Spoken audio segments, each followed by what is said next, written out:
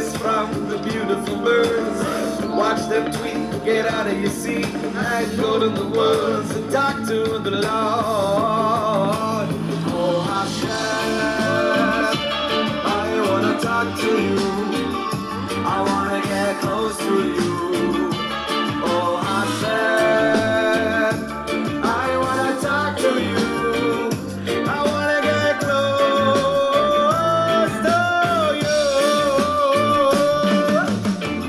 Da, da, da, da, da.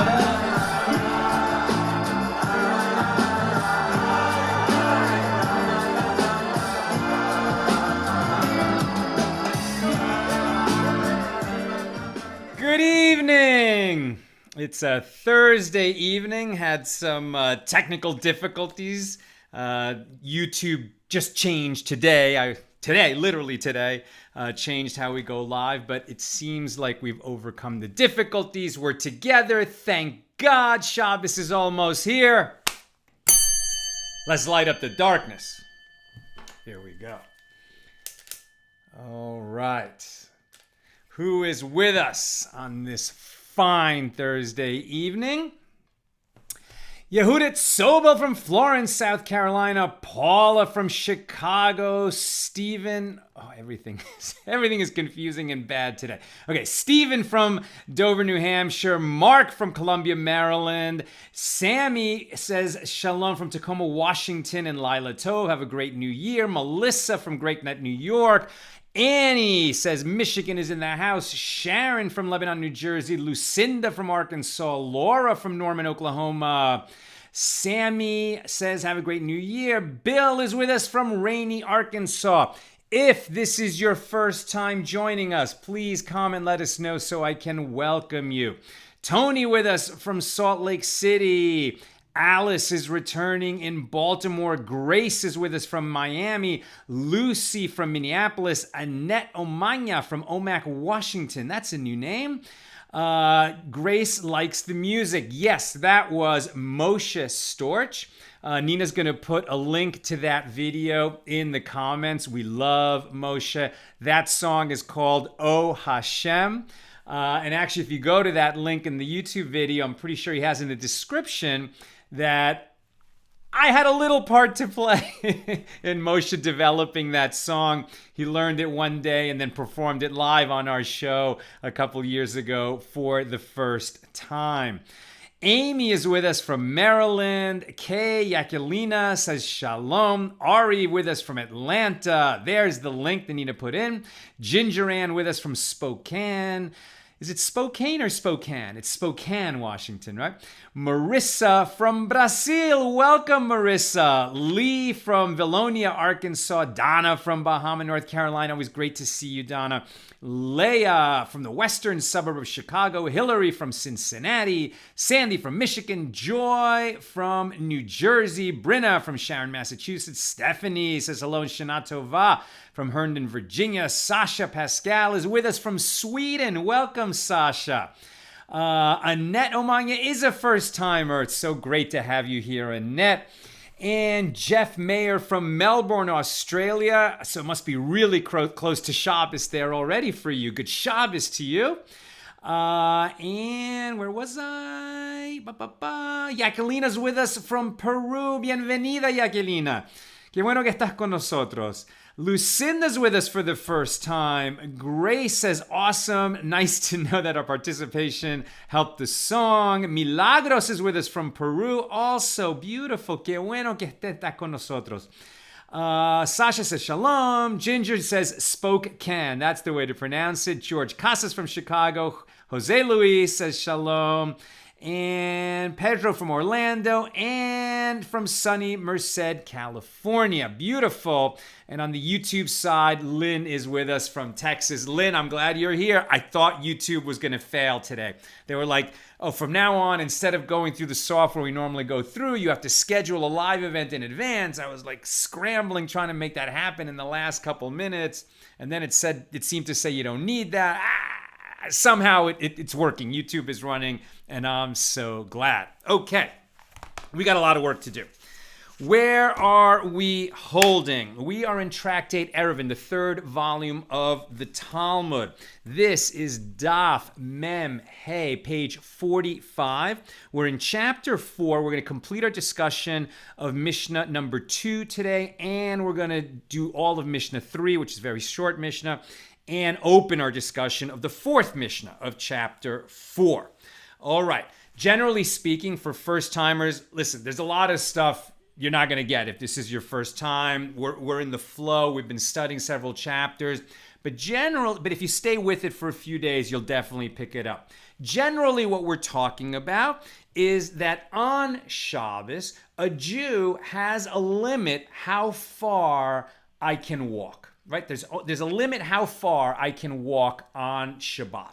How far is it? 2,000 cubits from my dwelling. If my dwelling is in a city, I can walk all around the city, and then I get 2,000 more cubits, about 2/3 of a mile. So maybe a kilometer. 2,000 amos is like a kilometer.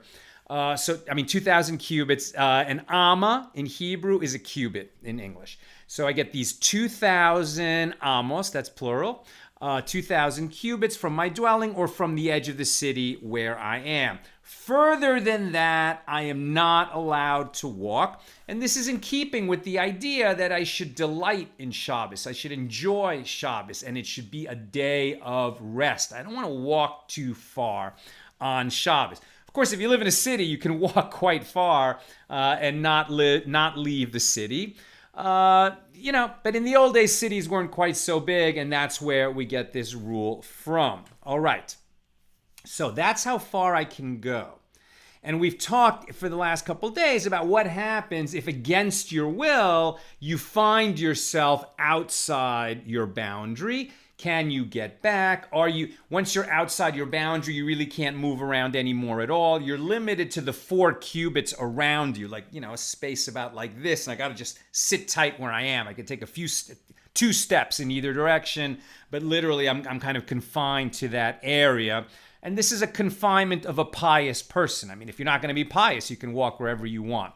But if you're going to follow the rules that our rabbis set out for us, so then, according to that, the way they see it in the Torah, the limit of how far you can walk, and we saw the source for that yesterday. It's in the Torah, in the book of Exodus, that the Lord said that you can gather the manna in the desert 6 days a week. But on the 6th day, you'll be able to gather a double portion so that on the 7th day, Shabbat, you won't have to gather. And then it also says you shall not go out. Now, that doesn't mean you're confined to your tent. So what is it that you're confined to? What we call the Shabbos techum, the Shabbos boundary. And so this is going to be those 2,000 cubits in any direction from our dwelling, or if we're in a city, from the edge of the city. Okay, that's where we generally are. Now we're going to talk about a little bit different. What about people who are permitted to leave the boundary, right? So there's reasons why you can leave that boundary, basically because you're on a mitzvah mission. You're on a mission to do something that is necessary for the community. Classic case, the most classic case, to save a life. To save a life, you're going to violate pretty much any prohibition. And certainly you can leave your Shabbos boundary to go save a life. But it's not only for saving lives. Also, as we've been learning in ancient times, the calendar was not set in advance. It was a lunar calendar. And when did the new month begin? When witnesses had seen the new moon. And what that really means is the first sliver of the coming month. And then they would know that just before that moment, it was a new moon, right? So that's the first day of the new month. Those witnesses would have to be in a place where they could see the moon. Maybe, I'm not even sure exactly what that moon looks like or where it is in the sky. But apparently you couldn't see it from, right next to the chamber where the Sanhedrin met in ancient Jerusalem. It was somewhere out of the city. And then those people had to come and testify before the Sanhedrin what they had seen, and they would be examined to make sure that what they saw was exactly what needed to be seen, and then the new month would be declared. So that affects, that affects everybody. That affects the calendar of the whole nation. They're definitely doing a service to the nation, so the witnesses of the new moon can travel outside their own Shabbos boundary.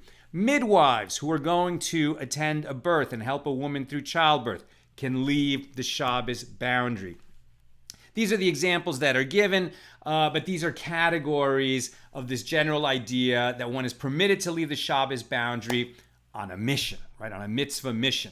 Yesterday, what we saw is, in yesterday's Mishna, the second Mishna, well, what happens if you're going on that mission, so you can leave your Shabbos boundary, but then before you get there, you're told, well, actually somebody else took care of that problem. You don't have to go. If you haven't left your Shabbos boundary, okay, so it's like nothing happened. You're still within your boundary. You're good. But if you left your boundary, are you stuck? Now you no longer have a mission. You don't have that justification for being outside your boundary. Are you going to be stuck in your 4 cubits? I mean, you went with the best of intentions, and indeed the sages ruled that you could go back in your boundary as long as you hadn't gone too far. And where you are when you hear that your mission is no longer needed, from there you get 2,000 cubits, and hopefully that 2,000 cubits from that location will get you back into the city. That's where we left off yesterday. Today we're talking about somebody who completes the mission. Okay, so they got to their destination. They went and they saved a life. They saved a person who was drowning in a river, or there was a forest fire or a house fire, and they went and they saved the person, or they helped a woman give birth. Okay, and they did the job. Fantastic. Now what? Can they return? So from the place where they got to, that destination, they're going to get 2,000 cubits from there. It's as if that is their new Shabbos dwelling. And they can go 2,000 cubits in any direction. They can even go 2,000 more cubits in that direction, away from where they started. Or they can go back the way they had come. But what if they went further than that, right? What if they left their boundary, they went another 3,000 cubits, and then they fulfill their mission? And now, from that place, they get 2,000 cubits, and it's not going to be enough to get them back where they came from. So they have a pretty large area they can roam around. It's not like they're confined to their 4 cubits little area. But, if they're way out in the countryside and they're among strangers, it's not that good. They went to do a good deed. Can't we get them back into their original boundary so they can just enjoy Shabbos as they would have enjoyed it prior to receiving the call of that mission, as it were? That's the question that we're asking now. So Rav Yehuda said, in the name of Rav, that once they complete the mission, they're at their destination. And by the way, if you have questions or comments, put it in the comments. Nina will slip the questions and comments to me a little bit later in the show, and then I will address them. So Rav Yehuda said, in the name of Rav, after this person completes their mission, they can return, but only if returning to their boundary is within 2,000 cubits of that destination. They can't come back if they went further than 2,000 from their own original boundary in order to get to the destination where they performed the Mishna. We all, and where does this come from? What is the history, right? So we see this all the time. A good judge who's giving an opinion in a court of law, as they recite the facts of the case, will often also recite the history of how the law came to be what it is, so that they can understand better, and the people receiving the opinion, the decision, can understand better how the law was applied to that case. So let's look at the history of this ruling, because this is definitely a rabbinic decree. Where does it come from? So we have a Mishnah in Tractate Rosh Hashanah, which is obviously the laws of Rosh Hashanah, and it said, and we learned that earlier, They didn't have even to give somebody 2,000 cubits once they reached their destination, right? So you went out in a hurry to do this thing, save a life, help someone give birth, witness the moon, etc. And then good for you. You did a very good thing. You should get a pat on the back, or as we say in Hebrew, yasher koach. May you be strengthened to do many more good deeds in your life.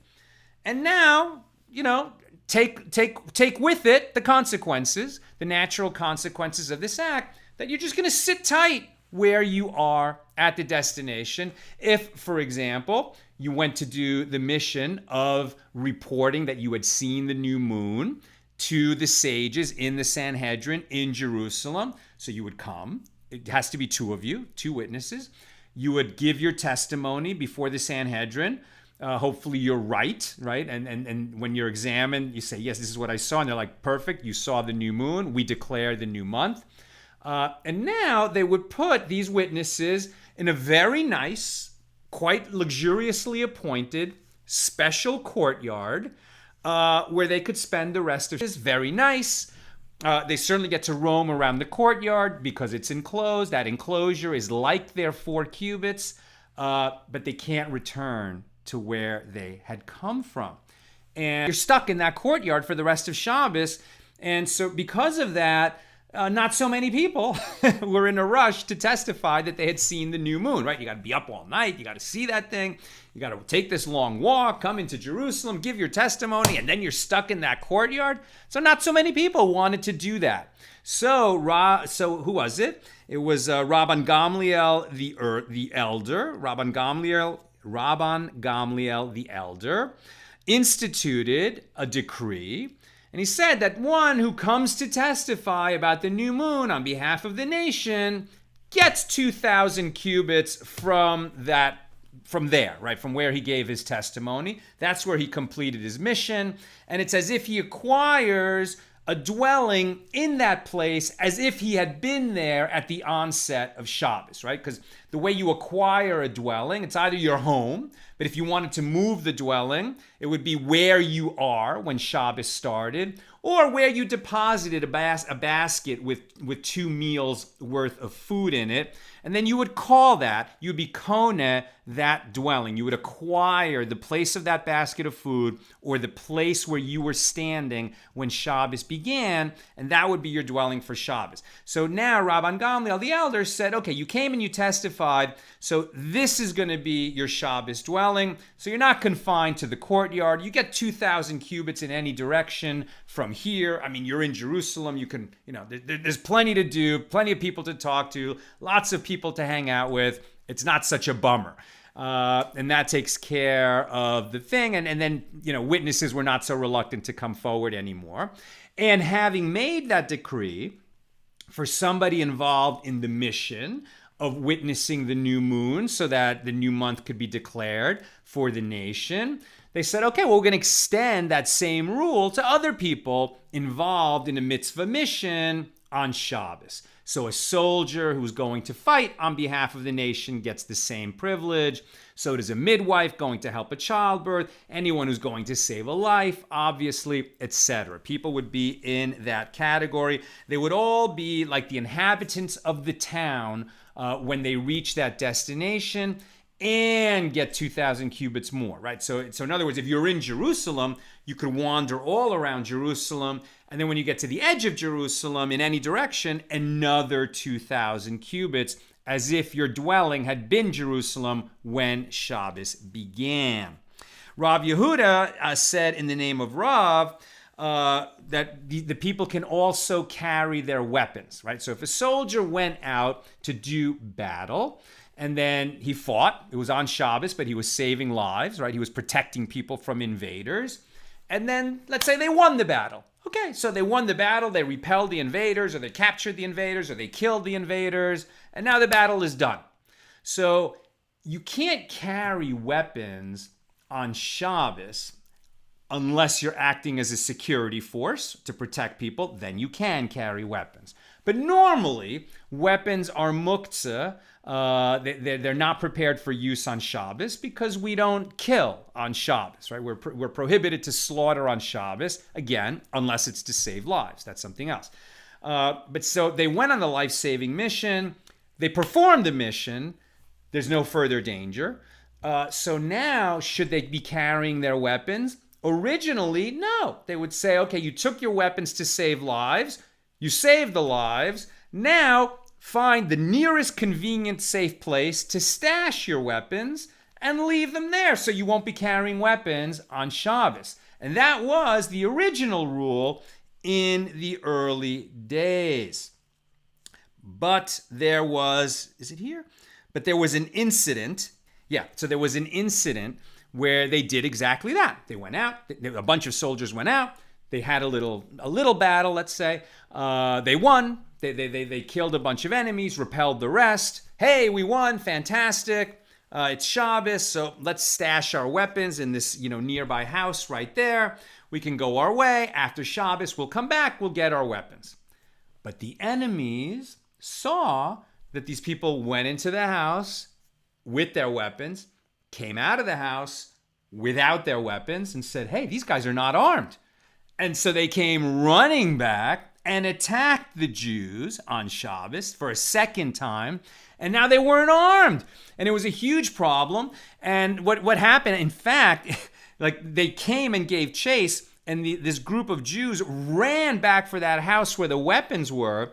But it was such a panic and a stampede. Maybe it was even in the dark, I don't know. But what it says is that the Jews ended up hurting each other more than they hurt the enemy. In their rush to get their weapons, people got hurt in the dark, they were confused, they were panicked, and Jews killed each other. It was a disaster.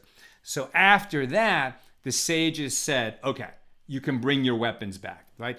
The mission is to go there, fight, save lives, do whatever you have to do, and then return. Returning is also part of the mission. Now that really makes sense, right? I mean, when we think about anytime soldiers go on a mission, the Israeli army and the American army, every army, I'm sure, has this modus operandi of leave no man behind, right? Complete the mission. To complete the mission doesn't just mean go there and secure victory, right? If you go there, secure the victory, and you don't have to inhabit that place, the mission includes returning, right? So they were then allowed to return with their weapons. Rav Nachman Bar Yitzchak adds that, one day the Jews will be in a situation where they have defeated all of their enemies, right? Where they have no more enemies. God willing, it'll happen even before Mashiach comes. Certainly when Mashiach comes. So when that day comes, okay, so then the Jews can lay down their arms and they don't have to worry about having weapons. If for some reason they had to pick up their weapons on Shabbos, and then all their enemies are defeated, then they can put down the weapons. But even if they have defeated the enemies that they went to fight, they have enemies elsewhere who might suddenly swoop in and attack them. And so definitely they don't put down their weapons even after they have fought that battle. Rav Yehuda, now that we're talking about Shabbos and warfare, a few more rulings that don't really have to do with the Shabbos boundary, but that are related to this topic of fighting and Shabbos. Rav Yehuda said in the name of Rav, if a Jewish town is besieged by an attacking force, so they should wait until after Shabbos to go out of the town and attack the invaders, the attackers. And then you're thinking, well, whoa, I mean, I guess that makes sense, but don't we want to, if it's dangerous, are we really going to wait until after Shabbos? And if they know that about us, aren't they going to be waiting for the attack as soon as Shabbos ends? And of course, Rav Yehuda clarifies this, right, in the name of Rav. And he says, what we're talking about is if it's bandits. If bandits are outside the town and all they really want is money, and they're trying to shake us down to get some money, okay, so we're going to just wait till after Shabbos to deal with that. Right now, it's a siege. They're outside the city. We're inside the city. there's no battle going on at this moment. There's no actual danger at this moment. Okay, so we'll wait till after Shabbos to deal with it. If those attackers outside the city are here to kill the Jews or to enslave the Jews, then, whatever needs to be done, we do it. We don't worry that it's Shabbos. If they present a threat to health and safety, to life, and, they endanger our lives, we attack them now. If that's the best plan of attack, we do it. And if the town in question is a border town, right? So it's the Holy Land, and we have towns along the border where we have enemies on the other side of the border. So if those, the enemies on the other side of the border send some kind of attacking force to a border town, then even if they're just coming to get hay and straw, I don't know if there's a difference between hay and straw, but the Talmud actually says hay and straw. So if they're or hay or straw, but if they're coming even for dried grass, right, to feed their horses, but it's a border town, then we go out and battle them immediately. We don't wait till after Shabbos, because providing a strong defense of the border of the nation is a top priority to ensure the safety of everybody in the nation, says Rav Yehuda in the name of Rav. And Rav Yosef bar Manyumi says in the name of Rav Nachman that all of Bavel, meaning all of Babylonia, meaning all the Jewish community in Babylonia, where the sages of the Babylonian Talmud were living and teaching and learning. So any Jewish community in Babylonia is like a border town, right? They're living in the midst of a vast nation that contains, a lot of people who are philo-Semitic, who love the Jews, but many more people who are, anti-Semitic, or better term is Jew haters. So if any kind of attack comes on any town, we treat that like a border town. If it's going to be safer for that town to immediately go out and fight that invader, that attacker, even though it's Shabbos, we do it. What is the source for that? It's kind of interesting. It comes from the first book of Samuel, chapter 23, verse 1. Rabbi Dostai, the town of Beeri, expounded, what is the meaning of that which is written? And they told David, meaning King David, behold, the Philistines are fighting against Keilah, and they rob the threshing floors. After which David asked God how he should respond. And it was taught in a Baraisa, Keilah was a town located near the border, and the Philistines came only with regard to matters of hay and straw, as it is written, and they robbed the threshing floors. And in the next verse it is written, therefore David inquired of the Lord, saying, shall I go and smite these Philistines? And the Lord said to David, go and smite the Philistines and save Keilah. How do we know that this happened on Shabbos? It doesn't say anything about Shabbos. How do we learn out from this that even on Shabbos, to defend a border town, we go out and attack? And the reason we know that this was Shabbos is from the first line. And they told David, saying, behold, the Philistines are fighting against Keilah, and they robbed the threshing floors. It would have been enough for the verse to say, behold, the Philistines are fighting against Keilah. Why mention the threshing floors? Because it's relevant to the story. What's relevant about the threshing floors? Well, threshing is something that we don't do on Shabbos. And that was the hint that tells us that to defend a border town, even on Shabbos, we go out and attack immediately, lest the border become dangerously porous. That's the end of our discussion of Mishnah number 2. Mishnahs 3 and 4 go together. Mishnah 3 is very short. I'll read that. With regard to a person who was sitting along the road on Shabbat Eve, so before Shabbat started, toward nightfall, unaware that he was within the city's Shabbat limit, and when he stood up after Shabbat had already commenced, let's say the next morning, he saw that he was actually near the town. He was already within its limit. He was already in the town.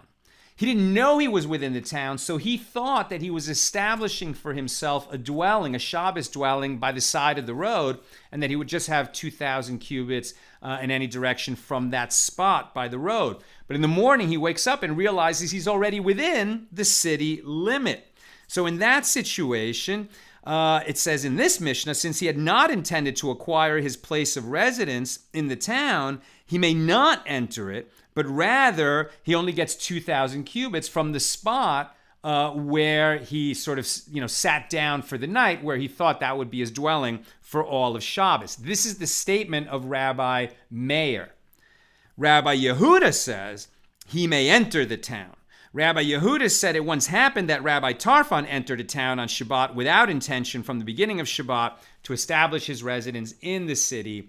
And as we'll learn, the halacha, the law in this situation, follows Rabbi Yehuda and not Rabbi Meir. So he didn't intend to establish his dwelling in the city because he didn't know he was in the city.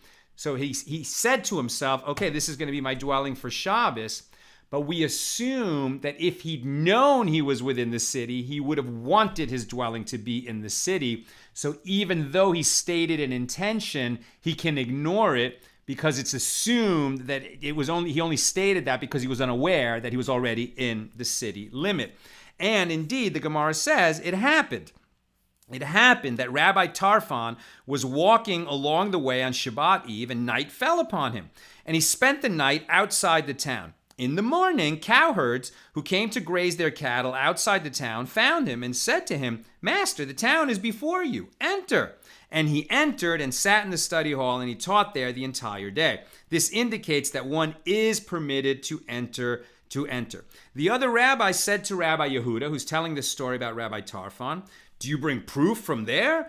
Perhaps he had it in mind the day before to acquire residence in the city, or perhaps the study hall was subsumed within his Shabbat limit, meaning maybe the study hall was close enough to where he had already assumed his dwelling was on the side of the road that it made no difference whether he entered the town or not. But as we'll see, no, the law is that if you're close enough to the city that you're really in it, even though you didn't formulate that intent because you didn't know, because it was dark, we assume that you had the intent to enter the city. The next Mishnah, Mishnah number 4, is about this same subject. One who was sleeping on the road when Shabbos began. Now, in this first case, he was already in the city. In this next case, in the 4th Mishnah, he's just sleeping on the side of the road somewhere. And the question is, and what happened was Rabbi Tarfon, he just sort of settled down and he said, okay, this is going to be my Shabbos dwelling. And then he went to bed for that Friday night. And in the morning, Saturday morning, he woke up and then they told him, no, you're already in the city. Now in the 4th Mishnah, it's just a person who's on the side of the road while traveling. And let's say he was walking all day long. He knows Shabbos is coming, but he's just really tired. He's not sure where he's going to establish his dwelling. He hasn't formulated an intent about his dwelling. He just sits down to rest his feet and he falls asleep. And while he's asleep, like this late Friday afternoon nap, night falls. So while he was asleep, Shabbos began. He didn't formulate any intent about what his dwelling would be. So the question is, does he acquire as his Shabbos dwelling the spot where he was sleeping? Because we know that if he was awake, well, then the place where he's standing when Shabbos starts, that's his dwelling, right? Unless he had made other arrangements, like he deposited that basket of food somewhere else, or his house is not far away. But if he's a traveler, then it's going to be assumed that wherever he is when Shabbos starts, that's going to be his dwelling for Shabbos. The difference is he's asleep when Shabbos begins. So, do we assume that if he were awake, he would have intended to acquire the dwelling, and so therefore he has 2,000 cubits in any direction from that spot? Or do we assume that since he was unconscious as Shabbos began, that he wasn't able to formulate any kind of an intent, and so he's just like somebody outside a boundary, and therefore he only gets his 4 cubits, right? 2 cubits in any direction, a circle with a diameter of 4 cubits. That's the situation here in the 4th Mishnah. And we get 4 possibilities. So Rabbi Yochanan ben Nuri says, no, we're going to assume that he would have intended to acquire that as his dwelling. So from the spot where he fell asleep, he gets 2,000 cubits in any direction, and he gets a normal size Shabbos boundary. But the rabbis who dispute Yochanan ben Nuri say, no, he didn't formulate any intent. He was unconscious. So he just gets the 4 cubits where he is. Rabbi Eliezer says, yep, he only gets the 4 cubits where he is. And in fact, where he slept is the middle of those 4 cubits. So he just can go 2 steps in either direction. And Rabbi Yehuda, a little more generous, says, well, he only gets 4 cubits, but he can pick where the center of that circle is, right? So I wake up, I realize I'm only going to get 4 cubits according to Rabbi Yehuda, but I can take 4 steps in that direction if I want 4 cubits in that direction. But then I'm not going to be able to go in that direction. In other words, I can say I'm on the edge of the circle already. I can take my 4 steps in that direction. It's still not a lot. It's 4 steps, however you slice it, according to the rabbis, according to Eliezer, and according to Yehuda. Only Yochanan ben Nuri would give you 2,000 cubits in any direction from the spot where you were sleeping when Shabbos began. That's the issue. Those are the views on the question. So now the Gemara starts to analyze the question, right? Who is the law going to follow? So the question is, perhaps sleeping people do acquire a dwelling. Why? Because awake people acquire a dwelling. And we can make the assumption that if he was awake, he would have acquired the dwelling. Or perhaps we're going to treat a sleeping person like an ownerless object, right? So what's an ownerless object? An object that's not owned by anybody. Something that's owned is going to have the same Shabbos boundary as the owner, right? So let's say that I establish this is my dwelling, and my horse, while I was asleep, wandered off 100 yards just eating grass. He's over there. It's my horse, right? So does he have his own boundary, that 2,000 cubits in any direction from where the horse was standing, where Shabbos began? Or just, let's say, my saddle, right? Which is just my saddle, which is not even an animal that has some kind of a consciousness.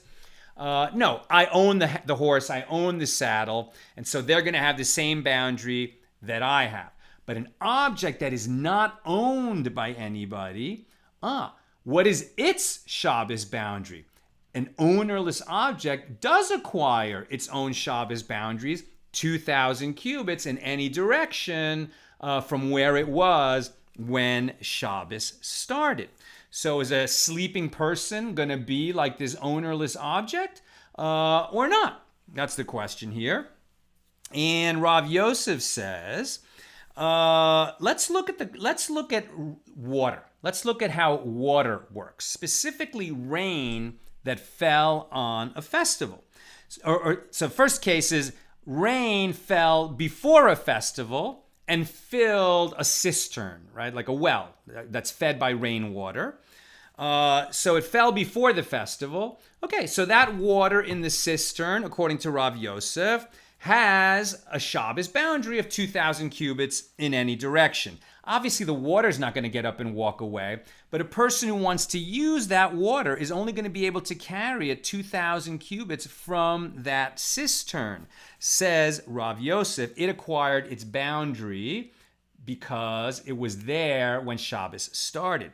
But rain that fell during the festival has no dwelling. It didn't have a dwelling established. So rain that fell during the festival, somebody who draws it, they're going to be able to carry it wherever they can walk. Why are we talking about a festival and not Shabbos? Because you can carry on the festival, you can't carry on Shabbos. So that's an unnecessary complexity here. So we're just going to talk about it at the festival. The boundary counts on the festival just like on Shabbos. The laws of carrying are a little different on a festival than on Shabbos.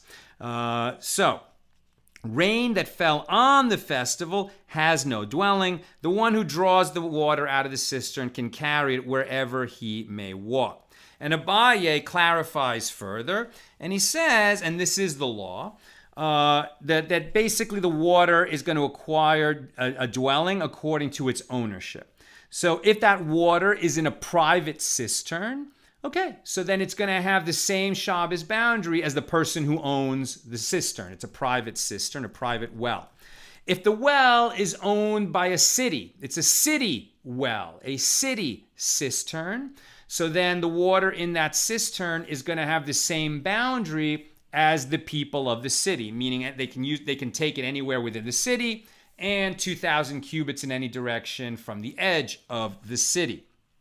If the water is collecting in a cistern or in a well for pilgrims, meaning Jews who are going up to Jerusalem for the pilgrimage festivals, Passover, Shavuos, or Sukkot, so then it's for anybody to use, right? It's ownerless. Doesn't belong to a person. It doesn't belong to a city. It's for the use of the pilgrims.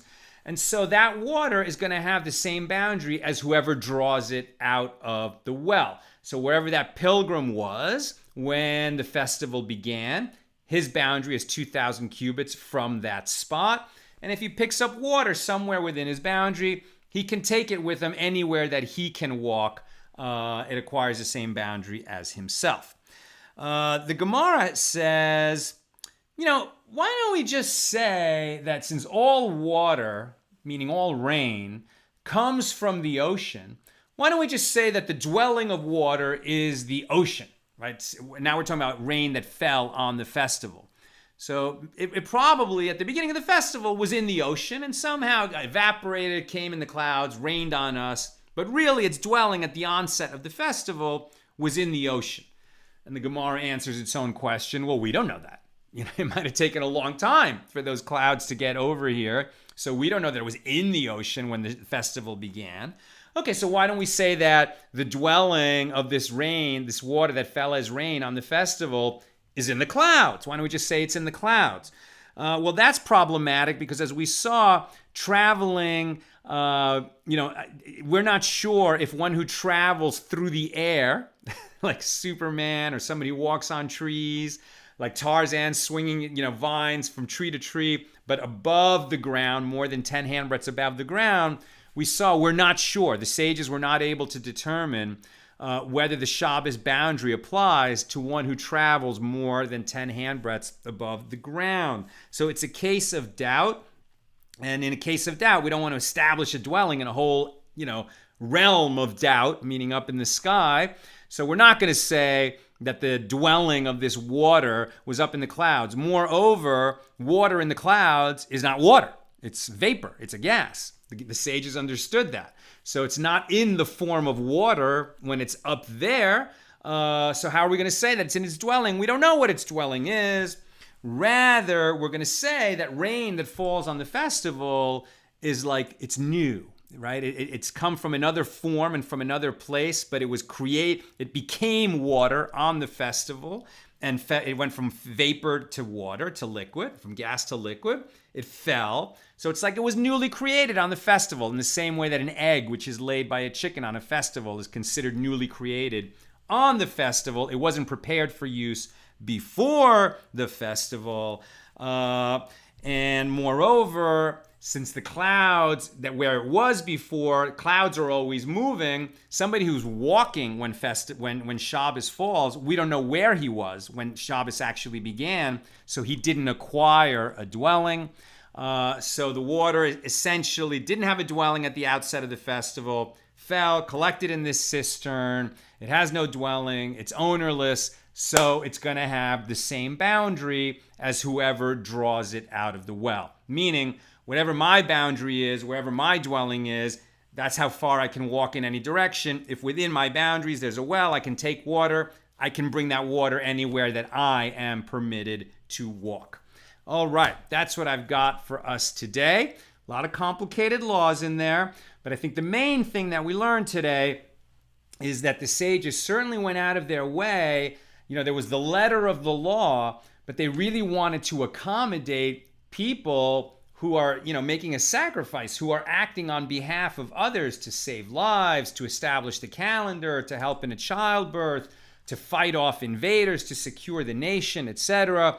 And so they really made sure that people were going to be motivated to do that, and to help them not get stuck according to the laws of what happens when you're outside your Shabbos boundary. Let us check comments and questions. Oh boy. What's going on here? Hold on. Everything went wrong today. I'm just having to re-sign into Google. I don't know why. Probably because of what I was dealing with YouTube. Okay, here we go. So Mark Price says, the edge of the city. I suspect there are a zillion things from Hegel to say about the logical problems of the limit, getting popcorn now. Okay. I mean, it certainly was a question of what is the limit of the city, right? When you're talking about walled cities, like Jericho was a walled city, right? And then the walls fell down. In ancient times, I mean, really, there was always the danger that an invading force could come along and attack your city and literally kill all the men, enslave the women and children. It was always a threat. So it was kind of clear what the edge of the city was. But as things became safer and cities spread out, it becomes more complicated. What is the edge of the city? And as we saw, a house which is located within, I believe it was 70 cubits of the edge of the city is considered in the city. And if those houses keep getting extended, 70 cubits, 70 cubits, 70 cubits, it becomes quite difficult to know what the edge of the city is. So you got a good point there, Mark. Annette Omanya says, when can the mission begin? Because no phone calls on Shabbat. Absolutely, we don't use the phone on Shabbat. But for example, here in Los Angeles, certainly in New York and in larger communities, Jewish communities, observant, religious Jewish communities, there's an emergency service called Hatzolah, right? And they're like EMTs, and they're going to respond to medical emergencies and other kinds of emergencies. And those guys are carrying walkie-talkies, right? So a walkie-talkie is definitely not something we would normally carry on Shabbat. It's electronic, it uses electricity, it barks out noise, all kinds of problems with it. But the guys who are carrying it carry them for life-saving missions. So they can get the word that way. Somebody could just come running along and say, hey, did you hear what happened? There's an attack going on over there. So it's when you hear that the mission is necessary, that's when you go. That's when you go. And in terms of testifying about the moon, I mean, people know it's either going to be, tonight or tomorrow night. So that's the night that, you're going to go do that. But like childbirth, right? So there's something like where you're waiting to get the news that it's time. So when they get the news, that's when they go. Mark Price, some people say rabbinical hermeneutics is complicated, but this is a model of clarity and good practice compared to this week's British COVID rules. No comment. Bill Eldridge, hay. Oh, so I asked, what is the difference between hay and straw? Bill Eldridge says, okay, what's going on here? This is getting edited as I'm speaking. I don't know what happened. All right. I'll try to come back to that. Sharon says, so are they able to carry the water from the well throughout the boundaries? What about the rules of carrying? So as we saw, carrying is generally permitted on a festival, I guess because it's going to be part of food preparation, right? We can cook on a festival. That's the main difference between a festival and Shabbos, right? All the work that we can't do on Shabbos, also we can't do it on the festival. The limits of how far we can walk on Shabbos, also we can't, that's how far we can walk on a festival. But the big difference is on the festival we can cook. And because we can cook, we can also carry. So carrying is permitted on the festival. Then the question is simply how far you can carry this. If you're picking up this ownerless object, right, so it will have its own festival boundary that might be different than your boundary. So you might be able to walk somewhere, but that thing can't be carried into that place.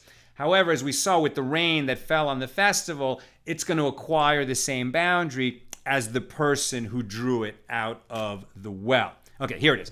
Bill Eldridge says, hay is any dried grass used to feed animals. straw is specifically dried wheat stalks, I think, says Bill. And Sharon says, you feed livestock hay, animal bedding is coarser straw. Thank you. See, I didn't know that at all. You learn something new every day. All right, that's what I've got for us today. It looks like one more. Lucy says, so then how about the poor guy who fell asleep on the side of the road? What are his Shabbat boundaries? Yes, thank you. And ultimately, the halacha is he gets his 2,000 cubits, right? He is going to get it. He's going to get the 2,000 cubits, and the law is according to Yochanan ben Nuri, and not the rabbis who dispute him, and not Rabbi Eliezer, and not, I think it was Rabbi Yehuda. Rabbi Yehuda, but rather it was the much more lenient opinion of Rabbi Yochanan ben Nuri. And that makes sense to us because the laws of the Shabbos boundary were derived from that verse about don't go out on Shabbos to gather the manna. Don't go out from your place. But it's not spelled out any clearer than that. So the rabbis had to figure it out, and they're sort of doing their hermeneutical exegesis from the verses in the Torah. But it's a rabbinic decree. The rabbis have agreed that, and I forget where they get it exactly, maybe from the total encampment in the wilderness. I'm not sure where they get it, but on a biblical level, the furthest that you could go is 12 mil, which is about 12 kilometers. So like about 8 miles.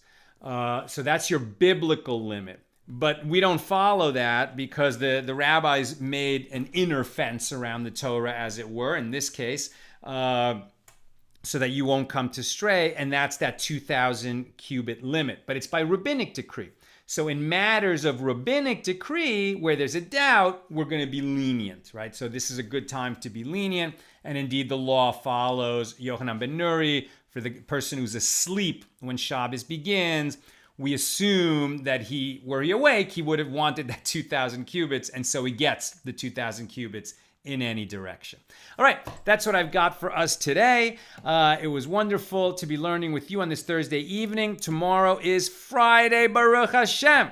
That means Shabbos will be here tomorrow night. This is a big Shabbos coming up. This is the Shabbos between Rosh Hashanah and Yom Kippur. It's called Shabbos Shuvah, the Shabbos of return, the Shabbos of atonement. This Shabbos has tremendous spiritual power. If there's a change in your life that you've been wanting to make for a long time, something you know you need to do, right? So you know you need to do it.